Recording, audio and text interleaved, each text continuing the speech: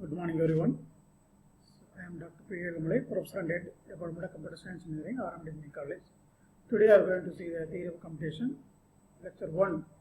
In Unit 1, Lecture 1, we are going to see. First topic is the Finite Automata. So, Finite Automata is an abstract machine of modern digital computer. It has a finite set of states, machine, an abstract machine. It has a 5 components, or it may be called as 5 tuples. It has a set of states and rules for moving one state to another state, but it depends upon the applied input symbol. Basically, it is an abstract model of digital computer. The following figure shows the essential feature of general automation. This is a model Finite Automata example. So it has 5 components are there. So it is an input component, input 1 and 2, 3, like this, a number of inputs are there. One input you are applying to at a time. So it is a CPU. Finite Automata control, every control is a part of this Finite Automata. It has a n number of states, Q1 to Qn. So output will be there, Q1, Q0, 1 to output 1 to output n. So every time what is the input you are giving to the Finite Automata, it processes that. After that it gives as whether this input is accepted or not accepted. It means yes or no output will get from the Finite Automata. The features of the Finite Automata, parts of the Finite Automata is listed here. Input part, output part, set of states of Finite Automata, state relation one to another state relation, so output relation. These are the 5 components of the Finite Automata. So Finite Automata definition. The Finite Automata consists of the following formal definition. So 5 tuples. The first one is Q is the capital letter Q is the finite set of states. Summation is the set of input symbol. What the input symbol you are applying for this Finite Automata is supposed to given into summation. Here the Q is the initial starting state of the Finite Automata.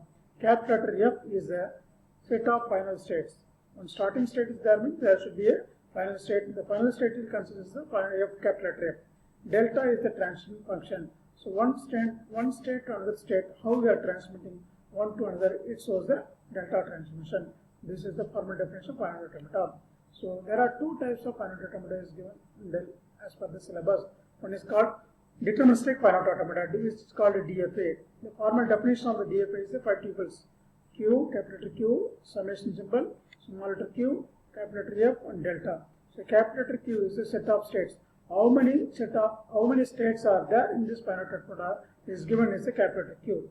So what are the input symbol you are giving in this Finite Automata is summation mentioned as a summation symbol. So small letter q is a starting state of the Finite Automata. So capital letter F is a set of final state. Say there is a possibility of more than one final state, so we call it as a set of final state. Transition function is defined as Q, the actual set of states that is Q, one input symbol, one state followed by corresponding input symbol due to the next state. The Q is the next state. So Q into summation gives a next Q, next state. So example of DFA. The following diagram shows the example of DFA, which is a string accepted ending with 0. So what are the inputs? We are giving the input symbol 0 and 1. We are giving any input symbol 0 and 1 to the Finite Automata. So in this Finite Automata, so accepting all the inputs it contains 0 and 1, which is ending with 0. So it is a starting state. It's a circle with starting state indicated as arrow mark. So whatever the input is given 1 will be repeated for the state 0. So whatever the input is giving 0, we are going for next corresponding state, which is called state 1. After that, it follows any number of zeros.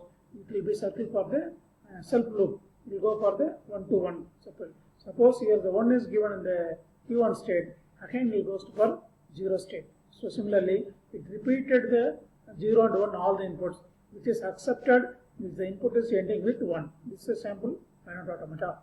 The non-deterministic Finite Automata is following by similar for DFA. So except the powers are same, except the transition function. All the powers of the DFA and NFA both are same. So here the input symbol epsilon, empty input symbol are accepted in the non-deterministic Finite Automata. It can move forward without reading actual input symbol. So the ability to transmit to any number of states for a particular input. However, these above features do not add any power to NFA. If we compare both in the terms of power of both are equal DFA and NFA, both powers are equivalent. Due to the above additional feature, the NFA has a different transition function. The rest of the things are similar for DFA. transition function Q followed into corresponding summation symbol followed by add with the epsilon symbol. The epsilon symbol is not allowed for a DFA. So in NFA we are allowing for epsilon symbol. So Q corresponding summation gives 2 power Q. So there are n number of states, 2 power Q number of states transmitted. For example, they are giving 0, you can transmit 2 similar states, more than 1 states at a time. But DFA it can't like that. So one input symbol means only one output symbol will move. So in NFA, one input symbol, more than one output states can be more possible in the NFA. That is the only difference between DFA and NFA. So for example, NFA you see that. So similar to DFA, they are giving set of input symbols 0 and 1. It's the starting state of the finite automata, non-deterministic finite automata. It is ending state, final state. It's encircled by double circle. So all the inputs will be accepted with the ending with 0. So remaining, it is not ending with 0 means whatever the input is given, repeatedly self loop for this Q0 state. So it will not be go for final state. So when it's accepted means when you reach the final state, we consider the input is accepted. This is a major difference between NFA and DFA. So I already told that DFA contains Q is a set of states, summation is a set of inputs. The corresponding mapping of Q into summation gives only Q state for the DFA. But in the NFA, Q corresponding to mapping for the summation symbol, it goes for 2 power Q. Except this transition function, remaining powers are similar for both NFA and DFA. Thank you for this lesson. Thank you.